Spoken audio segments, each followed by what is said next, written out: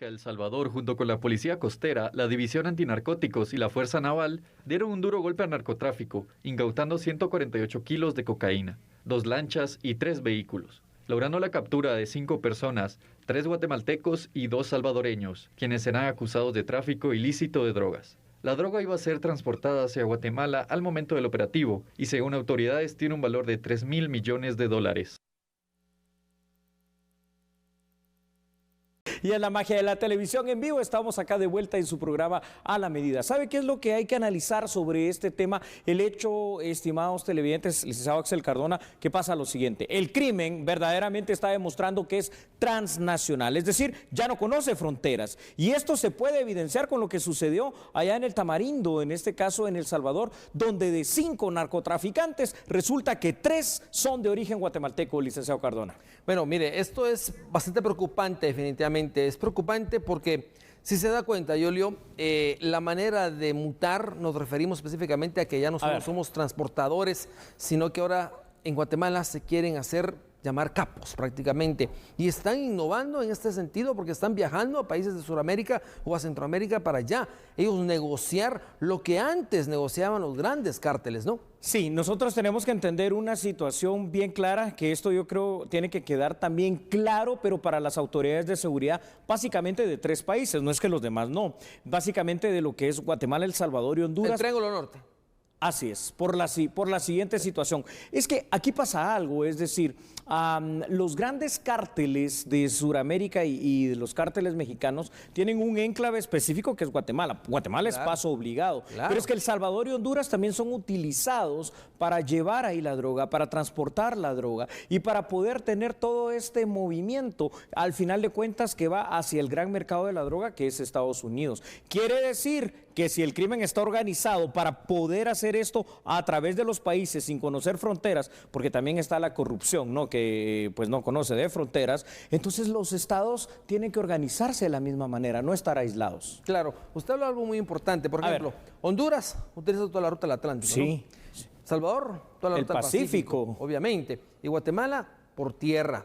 Ingresando a las grandes puntas que es entre San Marcos, Huehuetenango, Chiapas, o sea, toda esta parte que ya está operando grandes cárteles mexicanos, cárteles muy poderosos. Sí, para entender mucho de esto que estamos hablando, hoy le cuento, tuve la oportunidad de visitar hoy por un lugar que en el mundo es único, es decir, el mapa en relieve, es decir, hay otros pero no tan perfectos como este, y uno puede ver ahí perfecto en esa gran dimensión a escala, cómo desde el norte hasta nuestro occidente, esos 1000 kilómetros de frontera con México, bueno, controlar eso es una cosa increíble, sí. Pero acuérdense que también tenemos Belice, acuérdense que también tenemos Honduras, tenemos El Salvador, y el narcotráfico aprovecha cualquiera de esos espacios territoriales precisamente para poder ingresar su producto. Ahora le digo algo, son 2 salvadoreños con 3 guatemaltecos los capturados. Así es. Acá habría que visualizar quién es el cerebro, quién es la operación, ¿no? Sí.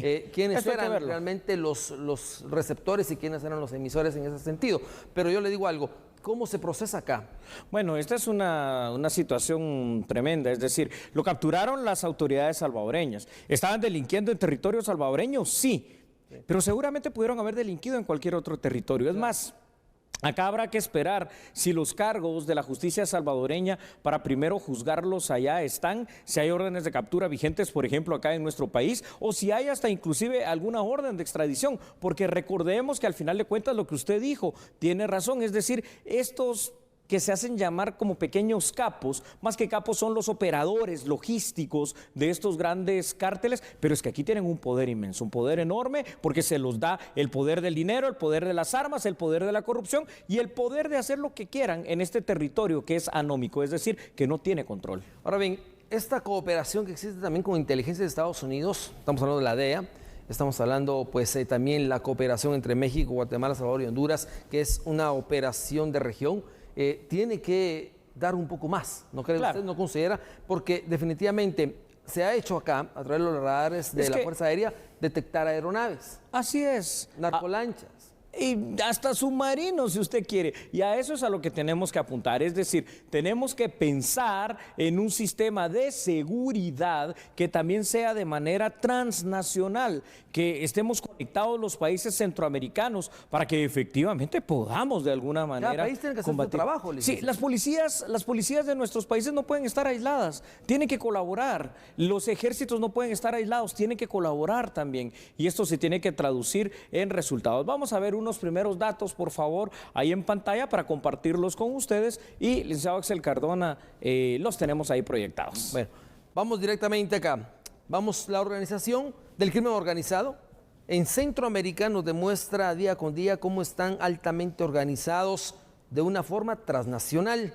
Es decir, acá rompen fronteras.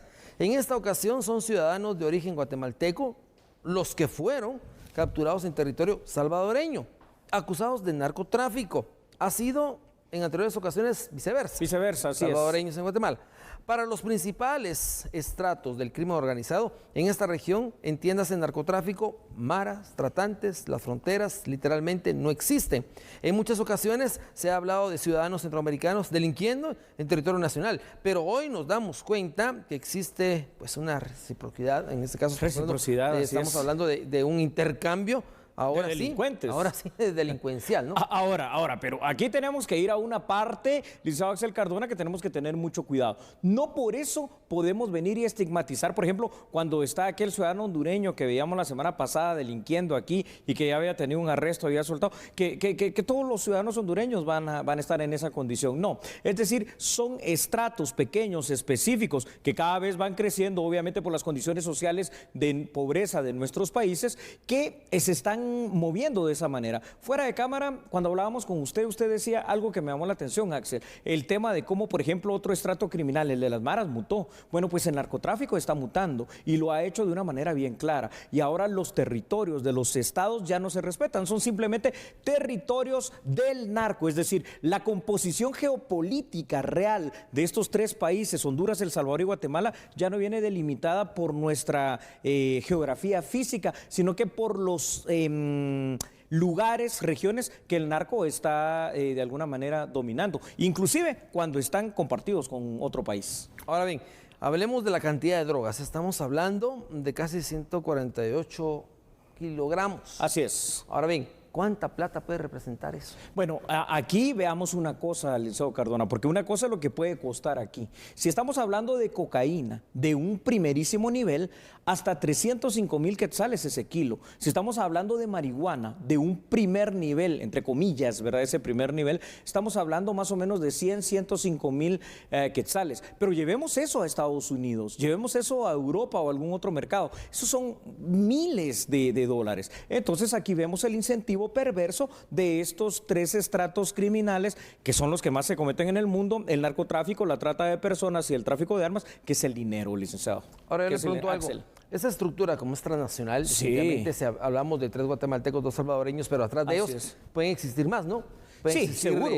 Unos 20 que conforman sudamericanos, mexicanos y de otros países. Traslado, ¿no? Claro que sí, porque al final de cuentas es que el crimen organizado no conoce fronteras, no usa pasaportes, no usa esto, simplemente utiliza los territorios de los estados, aprovechando una condición que nosotros ya hemos explicado ampliamente aquí, la anomia. Es difícil poder controlar una geografía como la nuestra, una topografía tan complicada, y saber que obviamente los cárteles mexicanos, pues algunos operan, por ejemplo, desde la parte esta que viene de Honduras, que sería el Mar Caribe, otros por el Pacífico y la costa sur, otros allá en el Petén, y otros utilizan otras regiones. Vamos, si ustedes nos permiten, por favor, televidentes, con otros datos ahí a la pantalla junto a nuestra producción para que podamos verlos. Y, licenciado Cardona, escuche por favor lo siguiente, gracias. Evidentemente los países del área centroamericana que comparten más problemas de inseguridad, estamos llegando hoy a un consenso, son Guatemala, El Salvador y Honduras, pero eso sí, no significa que los otros no tengan problemas, porque usted me dirá que en Panamá, en Costa Rica y en Nicaragua no hay narcotráfico. Lo hay. Igualmente, estas tres naciones son las que en este istmo de Centroamérica presentan mayor impacto al fenómeno del narcotráfico de los migrantes. Consecuentemente, la lógica esperaría que los gobiernos de nuestros países puedan coordinar planes de seguridad conjuntos para responder también de una manera organizada. Pero por el momento, al menos eso es lo que considero. Creo que el narcotráfico, en este caso bien concreto, y otros estratos del crimen organizado, nos están ganando la partida, simple y sencillamente por una palabra que quiero recalcar y que quisiera saber qué es lo que usted piensa, Axel. Ellos sí están organizados. Sí. Nuestros estados parece que no lo están. Claro. Bueno, definitivamente, pero ¿cómo se logra capturar en El Salvador? Eso también a través de una operación de conjunta ciudadana. Sí. Es un plan que se está manejando. ¿O será solo de los salvadoreños? Entre Guatemala, Honduras y El Salvador. Es una operatividad con apoyo de la DEA. Policía Nacional Civil y en coordinación también con inteligencia de Estados Unidos. Por eso se logró detectar. Pero, es decir, habría que existir más, ¿no? Mire, más apoyo. Yo no digo que no, y valoro lo que está aportando. Sin embargo, yo pregunto aquí una situación. Y si ese aporte, que al final de cuentas termina siendo mayúsculo, de la DEA en inteligencia y en otras cosas no está, ¿tendremos la capacidad real de poder hacer esa situación de esos operativos? ¿O estaríamos peor todavía? Porque muchas veces hay que decirlo también. Aquí viene la DEA con sus agentes, hacen todos los operativos y ya después son, digamos, las policías de nuestros países quienes salen en televisión viniendo y exponiendo que se hicieron tales capturas. Pero creo que estamos débiles.